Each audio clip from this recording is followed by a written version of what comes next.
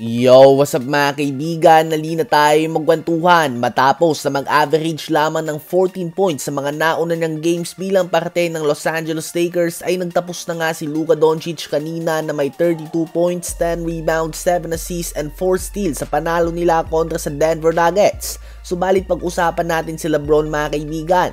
Sa game na ito ay nagtala siya ng 25 points, 10 rebounds, and 5 assists. Sa game na ito ay naglaro siya bilang ang third option na ball handler ng team at karamihan nga ng puntos niya ay nanggaling sa assist at off-ball movement. Nakita nga natin ang kanyang mga cut to the basket na nagresulta sa multiple alley-oop plays.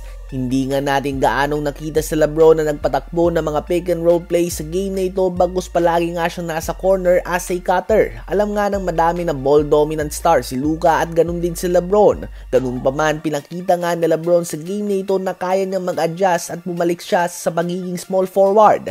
Ganito nga ang laro ni LeBron sa mga early years niya sa Cleveland Cavaliers noon at pati na din sa Miami Heat. At ganito din nga ang laro niya kapag parte siya ng Team USA kung saan sila Chris Paul, Jason Kidd o kung sino pa man ang point guard nila noon. Sa game na ito ay mas naging komportable na nga si Luka at makikita mo yung aggressiveness niya at tila ba nawala na nga ang hiya niya kumpara sa mga nauna niyang games dito. Ganun pa man, bukod nga sa magandang performance ng kanilang Big Four, Luka, LeBron, Austin Reaves at Rui Hachimura, ang collective effort na pinakita nila sa depensa ang malaking dahilan sa unang panalo ng Lakers sa Denver sa last 3 years. Ano ba masasabi nyo tungkol dito? Sa palagay nyo ba ay may pagpapatuloy na ng Lakers sa mga panalo na ito?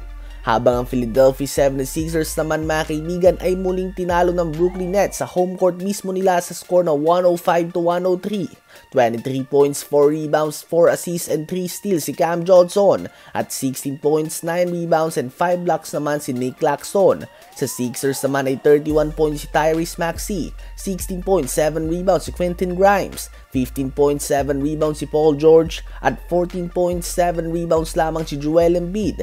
Ito na nga mga kaibigan ang ikapitong sunod na talo ng Sixers. Si Paul George din nga ay 8 straight games nang hindi nakakagawa ng mahigit sa 17 points.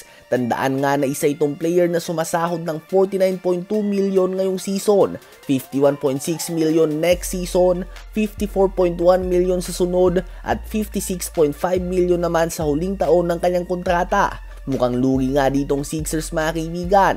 Good luck na lang nga na makahanap ng team na handang tumanggap sa sahod na yan kung gusto man nila itong i-trade. Isa nga itong player na nag-average lamang ng 16 points per game ngayong season at may edad ng 34 years old at may matinding injury history na din mga kaibigan. Ano ba masasabi nyo tungkol dito? I-comment yan sa baba at aking babasahin yan. Huwag kakalimutan na mag-like, mag-subscribe at i-hit ang notification bell for more updates at kwentuhan. Maraming salamat po.